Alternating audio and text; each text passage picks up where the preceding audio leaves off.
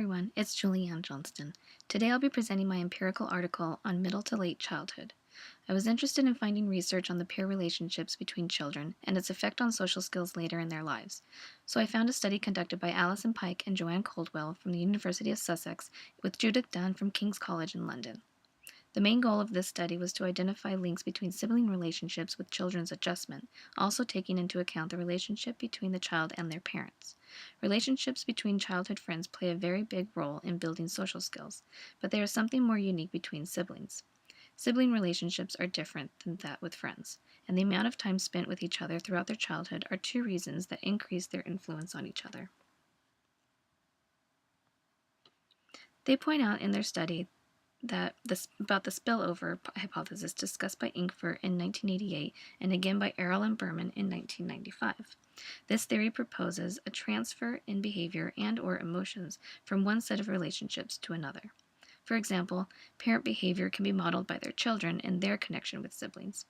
Research by Brody, Stoneman, and McCoy in 1994 found evidence that poor or challenging parent-child relationships directly lead to more problematic sibling relationships, and vice versa. Healthy parent-child relationships are paired with healthy sibling bonds. Research conducted by Judith Dunn in 1999 highlighted the importance for these relationships for positive social behavior and based on two findings. Children's interactions with siblings are essential in their social understanding. A friendly relationship encourages cooperative and pretend play, guiding the child's ability to understand others. It has also been reported in a sample study of 5-year-olds showing that having at least one or two siblings is linked with higher social skills in peer group settings. So Pike, Coldwell, and Dunn set out to go beyond these findings to investigate positive relationships with positive behavior as well as problematic experiences. They knew their study would show links between the parent-child and sibling relationships, as discussed in the spillover hypothesis, the positive qualities and behavior versus the negative to more problematic relationships. Furthermore, they hoped to find a higher level of quality in the siblings' relationships linked to the child's individual adjustment or higher social skills after considering the parent-child relationship. So here is the study. The research focused on sibling pairs in early to middle childhood, the youngest of which were 4 years old, and this wasn't an arbitrary age choice. Children actually start to interact with their older siblings at this age. The older siblings chosen for the study were no more than 9 years old, an age at which other factors in the family dynamic and child's life begin to pull them away from the sibling bond. Families with more than one child were recruited through schools in South England. Some within the 118 families that were recruited only had one parent, or there was a parent who chose to not participate.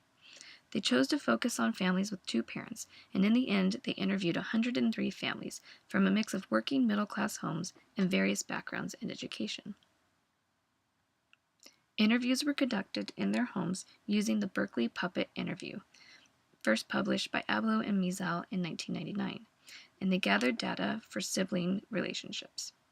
Puppets made contradicting statements such as, "I like my brother," or "I don't like my brother," and then they asked the child, "How about you?" They did the same when asking about their relationship with their parents. Questionnaires were given to parents to rate how often they showed affection to their child, how their child showed affection to them, and honest statements of their feelings toward their children, such as, "Sometimes I'm impatient with my child." And here is some of the data collected.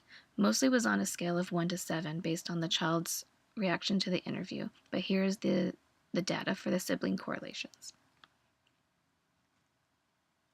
Now they needed to test their second hypothesis of sibling relationships predicting individual adjustment, and this time they flipped the data on itself.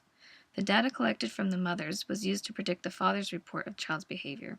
The child's reports of the sibling relationships was used to predict the parent's report of social behavior. So what did the researchers find?